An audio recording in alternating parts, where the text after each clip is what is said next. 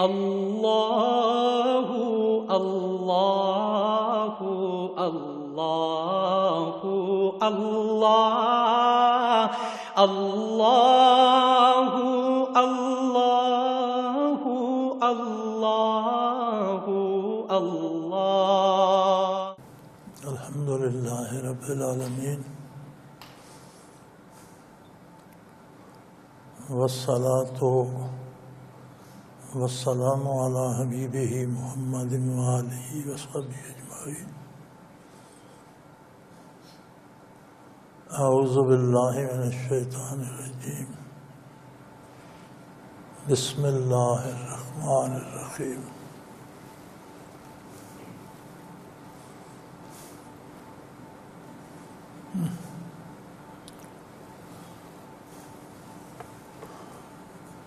اللہ، سوال ہے زود سے کیا مراد ہے؟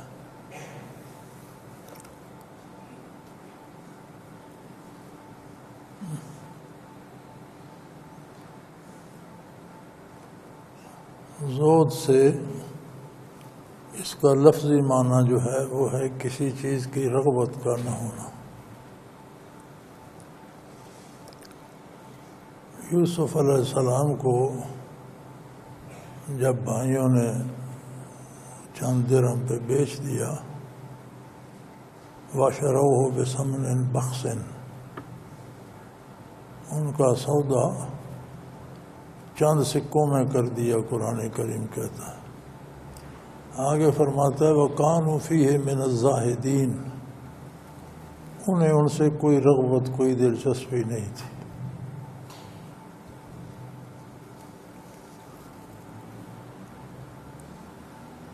زود دنیا میں رہنے، شرعی نقطہ نظر سے دنیا میں رہنے اور دنیا کو محبوب نہ بنانے کا نام ہے۔ مقصد اللہ کی رضا ہو، آخرت ہو، چونکہ آخرت اللہ نہیں ہے، غیر اللہ ہے، لیکن آخرت کی نجات اللہ کی رضا کی دلیل ہے، اس لیے مطلوب ہے۔ مطلوب رضائے باری ہے۔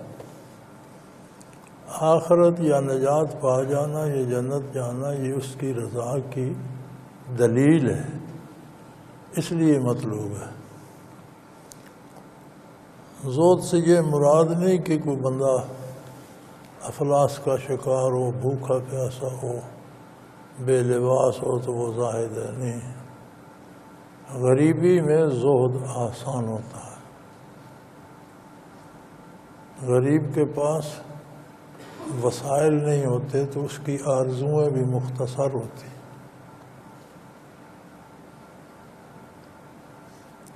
ایک غریب آدمی تمنا کرتا رہتا ہے کہ کاش میں سائیکل خرید لیتا۔ وہ موٹر کا، گاڑی کا، لینڈ کروزر کا، ہمر کا سوچتا ہی نہیں۔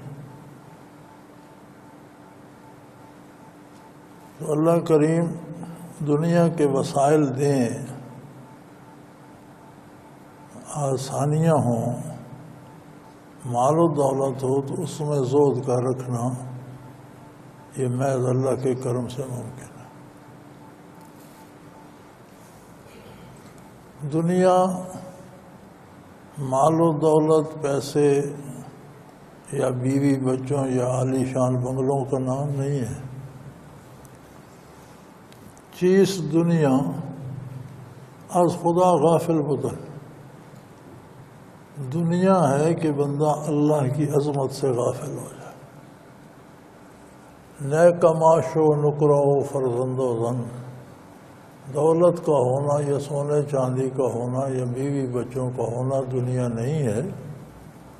حلال جائز طریقے سے جتنا اللہ کسی کو دے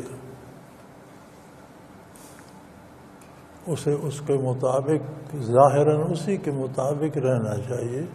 یہ بھی اللہ کریم کے شکر کا ایک طریقہ ہے۔ وَأَمَّا بِنِعْمَةِ رَبِّكَ فَحَدِّثْ، اللہ کی جو نعمتیں تم پر ہیں وہ بیان بھی کرو مخلوق سے، تو بندے کا حال، اس کا لباس، اس کا رہن سہن، اس کی باتیں یہ اظہار کرتی ہیں انعامات الہی کا۔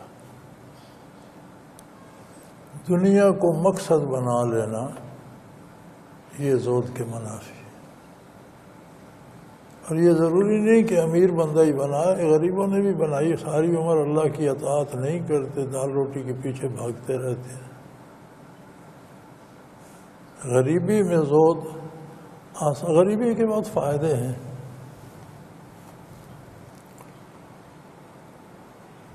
کتنے گناہ ایسے ہیں جو بندہ غریبی کی وجہ سے نہیں کر سکتا، بچ جاتا ہے۔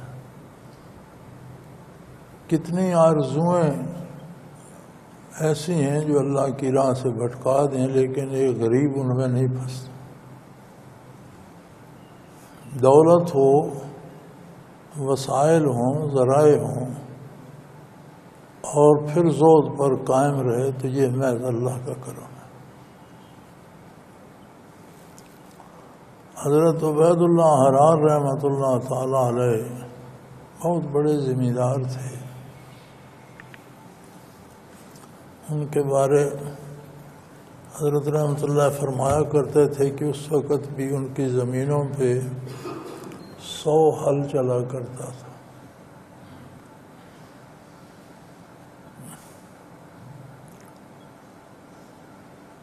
ہل چلا کے بھی دیکھا ہے، یہ مزدوری بھی کی ہے۔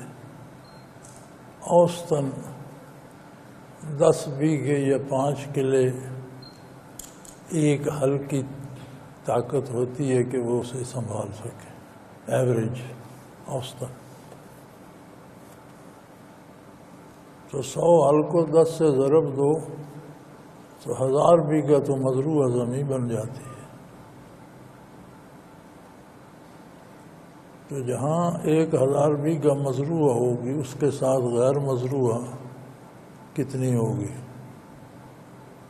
اس کا مطلب ہے ان کے پاس ایک ریاست تھی۔ اور فرماتے ہیں جو فقر اندر ابائے شاہی آمد، ز تدبیر عبید اللہ آمد۔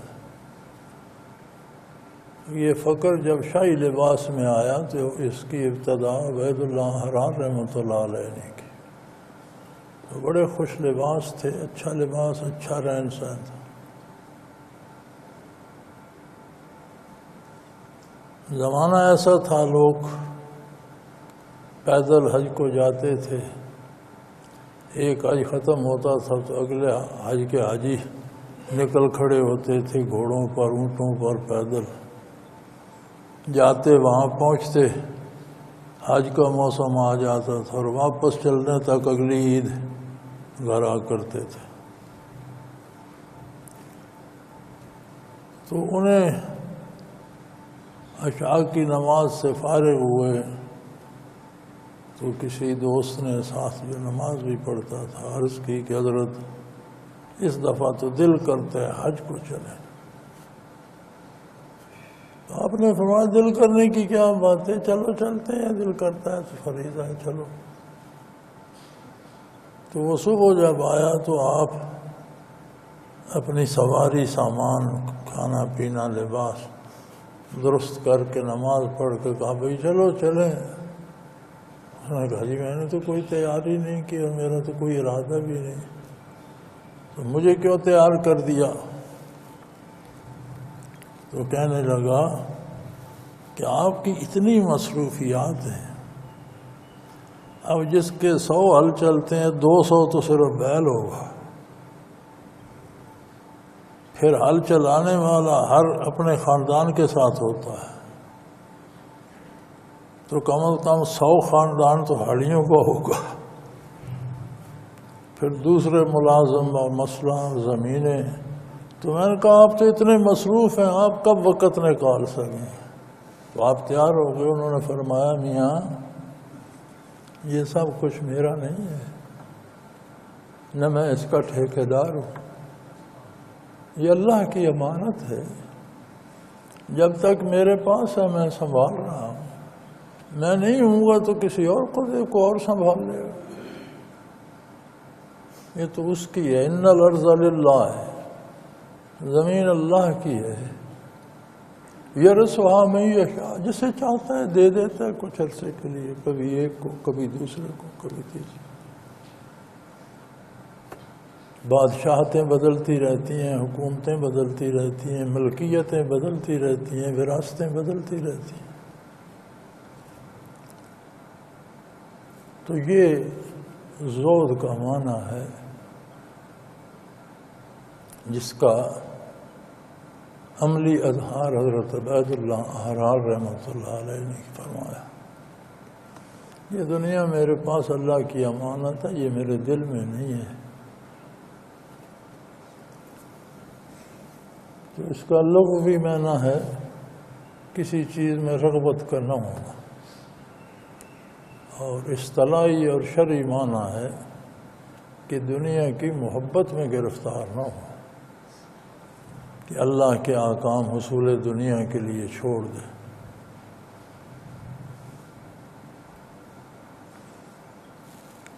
یقین کسے کہتے ہیں؟ اچھے سوال ہیں، مشکل قسم کے سوال ہیں۔ اللہ، یقین ایک قلبی کیفیت کا نام ہے۔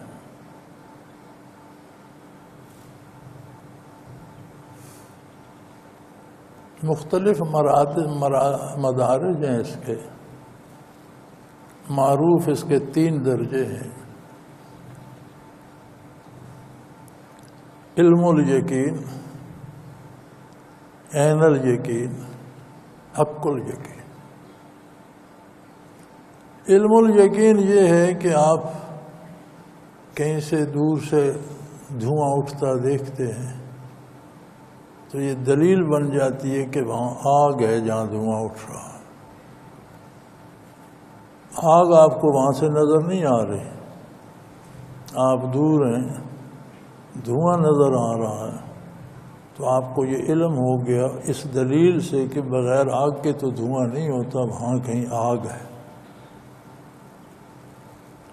عین الیقین یہ ہے کہ آپ وہاں چلے جائیں اور آنکھوں سے آگ کو دیکھ لیں، یہ عین الیقین ہے۔ حق الیقین یہ ہے کہ کوئی آپ کو آگ میں پھینک دے اور گرتے پڑتے نکلے، آدھا جسم جھلسا ہوا ہو تو آپ پتہ چل جائے گا، یہ حق الیقین ہے کہ آگ ہے۔ خود بھگتے تو اسے حق الیقین حاصل ہوتا۔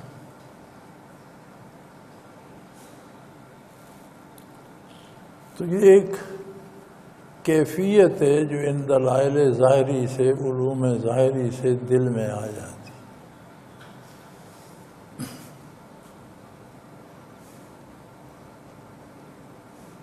شریعت نے اسی کو ایمان کہا ہے کہ عظمت باری پہ اتنا یقین ہو کہ وہ اس کی نافرمانی سے روک دے۔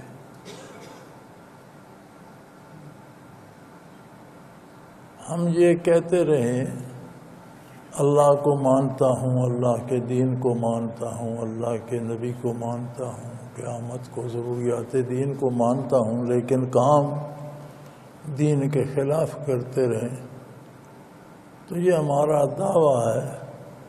سمجھ نہیں آتی اس کے پیچھے کوئی یقین ہے بھی یا نہیں، اگر ہے تو بڑا کمزور سا ہے۔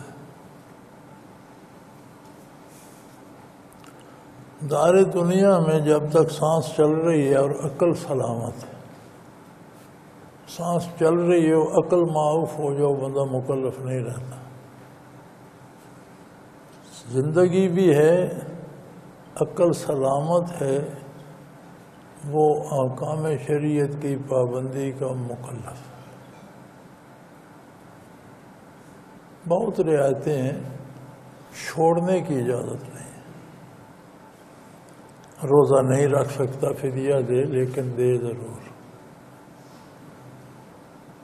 نماز کے لیے وضو نہیں کر سکتا، بیمار ہے تیمم کر لے، لیکن نماز چھوڑ نہیں سکتا، اٹھ بیٹھ نہیں سکتا، حالانکہ نماز میں قیام فرض ہے، رکوع و سجود فرائض میں سے ہیں، لیکن کوئی بات نہیں، اس کے لیے فرض نہیں ہے، جیسے وہ کر سکتا ہے بیٹھ کے پڑھ لے، اشارے سے پڑھ لے، چھوڑنے کی گنجائش نہیں۔ لیٹا ہوا ہے، اٹھ ہی نہیں سکتا، فرمایا اس کا منہ قبلہ رخ کر دو، بالکل لیٹ گیا ہے تو پہلو بدل لے، نہیں تو سیدھا لیٹا ہوا ہے تو پاؤں قبلے کی طرف کرو تو منہ سامنے آ جائے گا، تو اشارے سے پڑھ لے، 4 کی بجائے 2 رکعت پڑھ لے، تیمم کر لے، اشارے سے رکوع کرے، سجود کرے، چھوڑنے کی گنجائش نہیں ہے۔ فرمایا وَاعْبُدْ رَبَّكَ حَتَّى يَأْتِيَكَ الْيَقِينُ، یعنی جب تجھے حق الیقین جب تک حاصل نہیں ہو جاتا، جب تک فرشتے سامنے نہیں آ جاتے، جب تک ملک الموت منکشف نہیں ہو جاتا، جب تک موت کا عمل شروع نہیں ہو جاتا، تب تک عبادت کرتے رہو، اطاعت کرتے رہو۔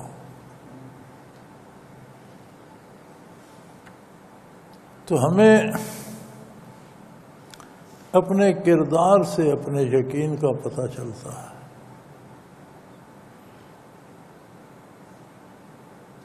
کوئی عام آدمی ہمیں کہہ دے کہ یہ جو گلاس ہے پانی کا، اس میں زہر ہے،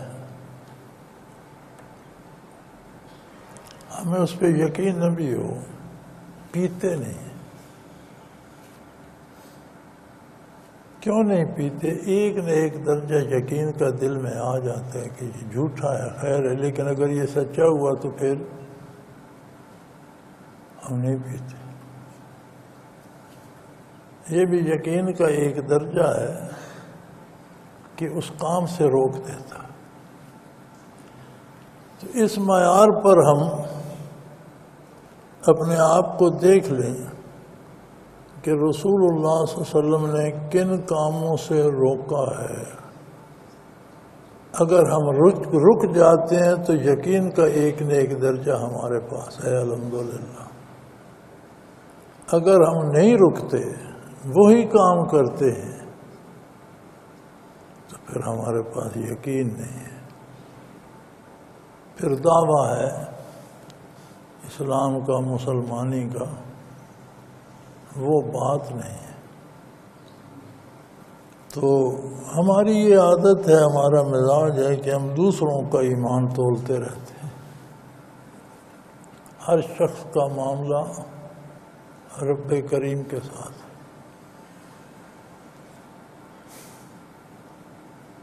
جو شخص مر جاتا ہے، دنیا سے گزر جاتا ہے، یا دنیا میں زندہ ہے، آپ کسی انفرادی شخصیت پر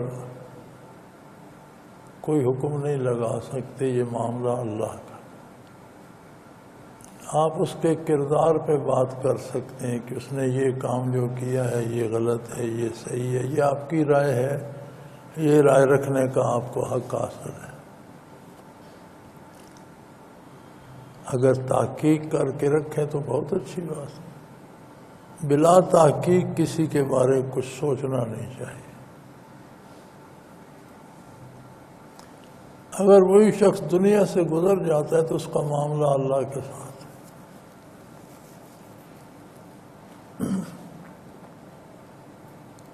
وہ جانے، اس کا پروردگار جانے۔ دنیا پہ اگر وہ دعویٰ کرتا تھا کہ میں مسلمان ہوں، تو ہم اس کے لیے دعا بھی کر سکتے ہیں، بخشش مانگ سکتے ہیں، ایصال ثواب کر سکتے ہیں، الا یہ کہ کسی پر کفر کا فتویٰ نہ ہو۔ کافر کے لیے دعا مانگنے کی اجازت نہیں ہے، اس کا جنازہ پڑھنے کی اجازت نہیں ہے، اس کے لیے بخشش مانگنے کی اجازت نہیں ہے۔ لیکن آپ اس کے لیے دعا نہ مانگیں، اس کے لیے بخشش نہ مانگیں، اس کو برا بھلا کہنے کی بھی اجازت نہیں ہے۔ وہ جانے اس کا رب جانے۔ فرعون جب لاجواب ہوا موسیٰ علیہ السلام کے سامنے، دلائل سے عاجز آیا، تو اسے خیال آیا کہ بھئی یہ مذہب صرف میرا تو نہیں ہے، صدیوں سے غالباً 400 سالہ عہد ہے فرعین مصر کا، تو صدیوں سے ہمارے باپ دادا اسی مذہب پہ آ رہے ہیں، یہ جو اہل دربار ہیں ان سب کے باپ دادا بھی اسی مذہب پہ تھے، تو اسے تو موسیٰ علیہ السلام کہہ رہے ہیں یہ جھوٹ ہے اور تم جہنم میں جاؤ گے۔ تو اس نے کہا ما بال القرون الاولیٰ، آپ ہمیں تو یہ دھمکیاں دے رہے ہیں، جو دنیا سے ہمارے بزرگ والدین باپ دادے گزر چکے ہیں ان کا کیا حال ہے، ان کے بارے آپ کیا کہتے ہیں؟ اس کا خیال تھا کہ یہ فرمائیں گے سب جہنمی ہیں تو کم از کم یہ لوگ تو ان سے متنفر ہو جائیں گے کہ ہمارے باپ دادا کو دوسری کہتا۔ اللہ کے نبی اور رسول تھے، اولی العزم رسول تھے، انہوں نے فرمایا علمھا عند ربی، ان کا معاملہ میرے پروردگار کے ساتھ ہے، اس پر میں رائے نہیں دیتا، میرے مخاطب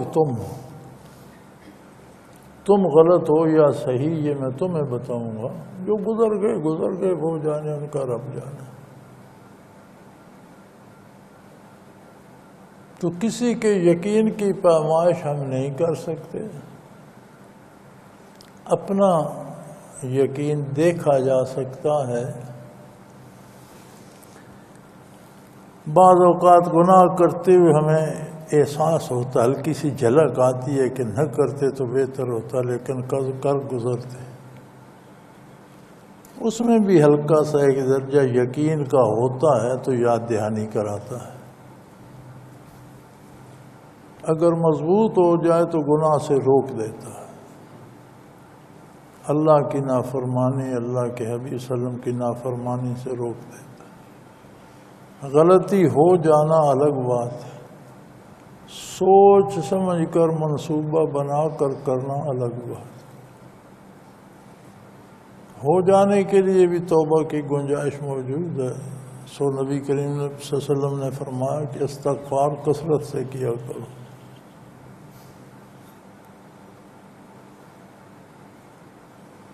بلکہ بعض بزرگوں کا طریقہ یہ تھا کہ لوگ جب شکایت کرتے دنیاوی پریشانیوں کی، افلاس کی، بیماریوں کی، تو وہ وظیفہ استغفار بتلایا کرتے تھے۔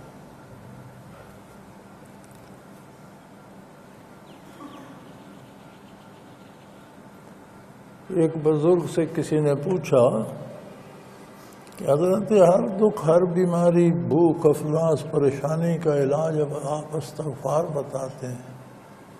فرمایا میں نہیں بتاتا، قرآن نے بتایا ہے۔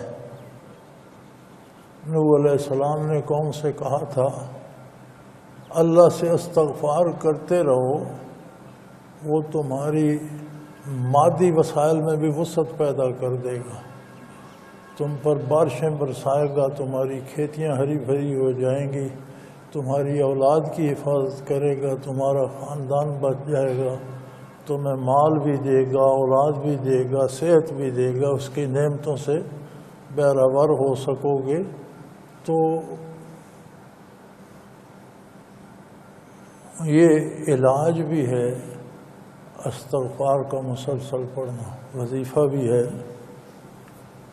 اچھی بات ہے، لیکن صرف وظیفہ ہی نہ بنائے رکھے، عملی زندگی میں گناہوں سے بچنے کی کوشش بھی کرے، اور اگر اسے وظیفہ بنا لے تو یہ بھی معاون ہو جاتا ہے گناہوں سے بچنے میں۔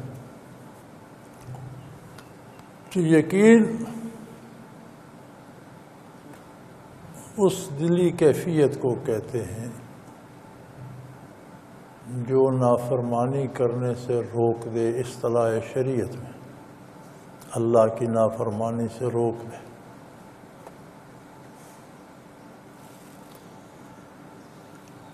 آج کل خواتین اعلیٰ تعلیم کے حصول اور پھر اس کے بعد ملازمت کے سلسلے میں گھروں سے باہر رہتی ہیں، جس سے گھر کا نظام غیر متوازن رہتا ہے۔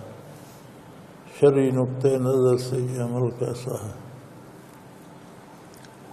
خواتین دنیا میں جتنی امتیں آئی ہیں، اللہ کریم نے امت محمدیہ علیہ صاحب الصلاۃ والسلام کو فرمایا کنتم خیر امہ۔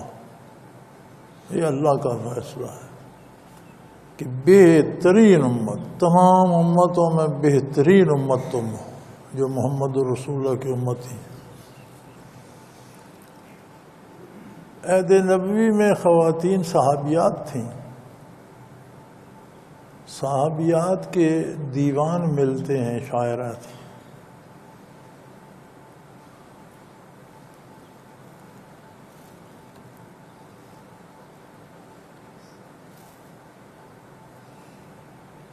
حضرت خنسا رضی اللہ عنہ بڑی نامور شاعرہ تھیں، آج بھی عربی ادب ان کے شعروں سے بھرا پڑا ہے، صحابیات تھیں۔ غالباً قادسیہ میں جنگ قادسیہ میں شریک تھیں، عہد فاروقی میں 4 بیٹوں کو ساتھ لے کر گئی تھیں، تو خیمے میں بیٹھی تھیں تو اطلاع آئی کہ تمہارے 4 بیٹے شہید ہوئے۔ تو خیمے سے نکل آئی اور کہا بار الہ، اتنا کرم، اتنی مہربانی، میرے 4 بیٹے قبول کر لیے، کیا کرم ہے، کیا مہربانی تھی۔ اس پائے کی خاتون تھی اور شاعرہ تھی۔ جوانی میں ان کا بھائی مر گیا تھا، سخر نام تھا اس کا۔ اس کے مرثیے کا ایک شعر ہے، یذکرنی طلوع الشمس سخرا واذکرہ بکل غروب شمس، کہ سورج طلوع ہوتا ہے تو سخر کی یاد لے آتا، اور ہر ڈوبتا سورج پھر سے مجھے میرے بھائی کی یادیں لے جاتا۔ تو ظاہر ہے انہوں نے پڑھا ہوگا، فن شاعری سیکھا ہوگا۔ کتنی خواتین تھیں جو تلوار کی دنی تھی۔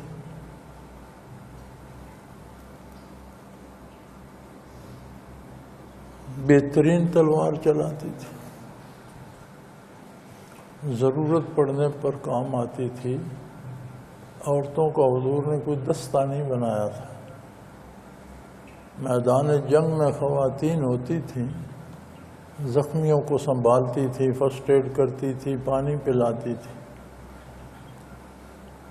لیکن اگر ضرورت پڑ جائے تو تلوار سے اپنا دفاع بھی کر سکتی تھی۔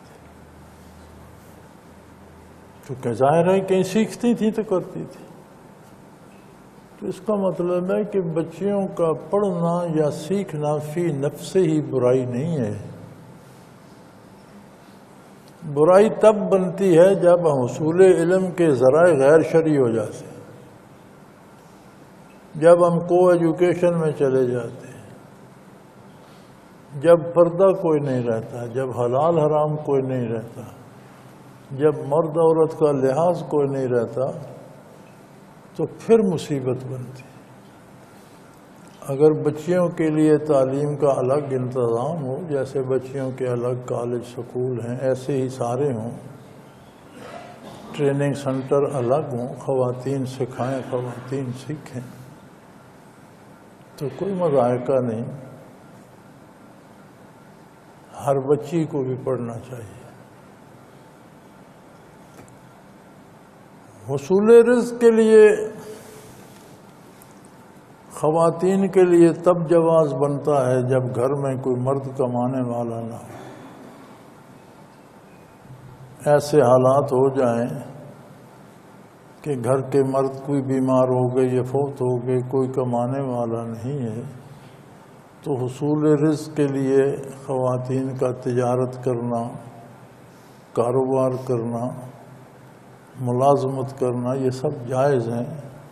لیکن بات وہی پہلے والی ہے، شرعی حدود کے اندر۔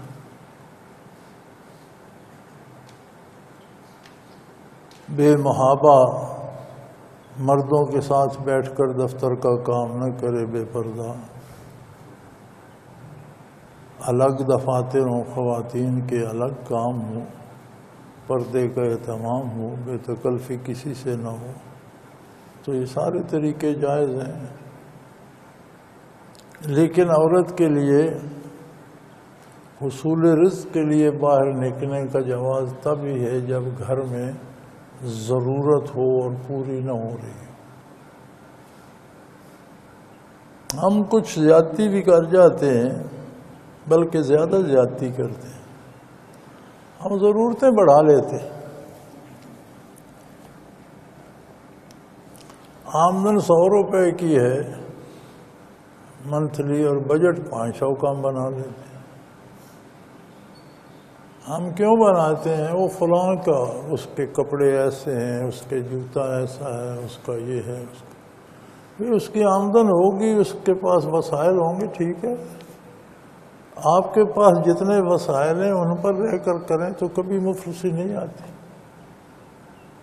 الا ماشاء اللہ کوئی معذور ہو گیا، بیمار ہو گیا، پاگل ہو گیا۔ تو یہ کچھ غلطیاں ہماری اپنی بھی ہیں، ہم اپنے لیے خود مصیبتیں پیدا کرتے رہتے ہیں، اور یہ ایمان کی کمی کی وجہ سے ہوتا ہے، کیونکہ ہم سمجھتے ہیں کہ یہ دنیا میں لباس اور جوتے اور شو شاہ۔ میں کئی دفعہ سوچتا ہوں کہ یہ دولت ہر بندے کو اندھا کیوں کر دیتی؟ اندھوں کی پتہ ہے کیا نشانی ہوتی ہے؟ انہوں نے کالی اینک لگائی ہوتی۔ تو جس بندے کے پاس 4 پیسے آتے ہیں وہ کالی اینک لگا لیتے ہیں، یہ سارے اندھے ہو جاتے ہیں۔ آپ ٹیلی ویژن پہ دیکھیں تو SHO سے لے کر IG تک کالی اینک چل رہی ہے، سپاہیوں کو تو اس کے بغیر نظر آ رہا۔ کبھی کسی سپاہی کی دیکھی؟ دوسرے محکموں میں دیکھ لیں، نائب تحصیلدار سے شروع ہو گئے اور سیکرٹری تک کالی ہے نا، یہ سارے اندھے ہو جاتے ہیں۔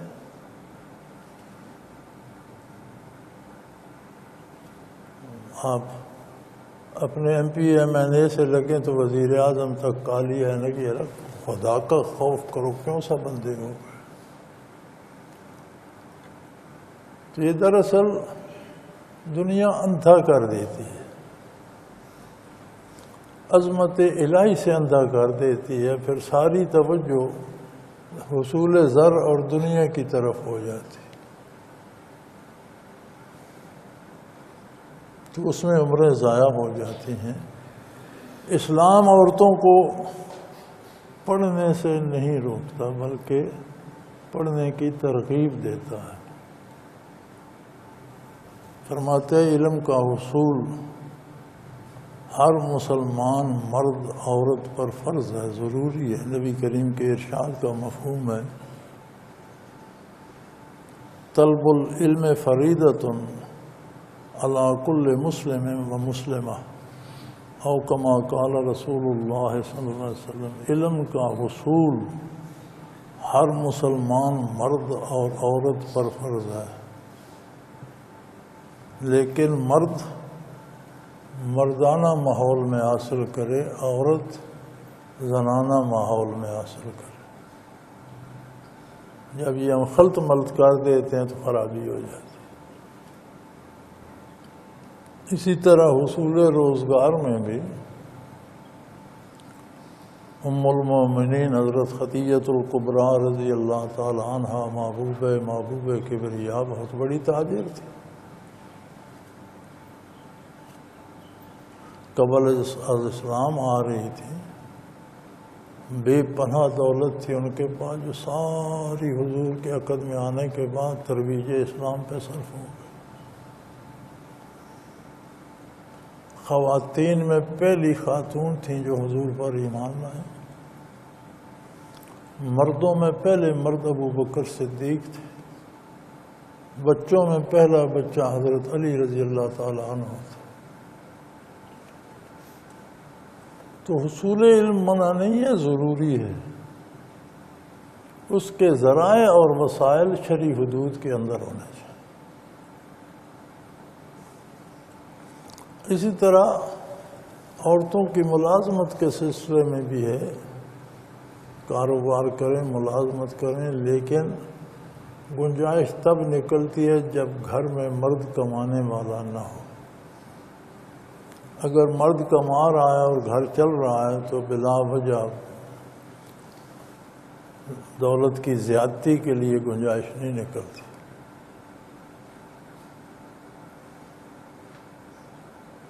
اور جب یہ چیزیں شرعی حدود کے اندر ہوتی ہیں تو نظام تباہ نہیں ہوتا، یہ تکلیف دہ نہیں ہوتی۔ گھروں کے نظام بھی تب تباہ ہوتے ہیں جب یہ چیزیں حدود شرعی سے تجاوز کر جاتی ہیں۔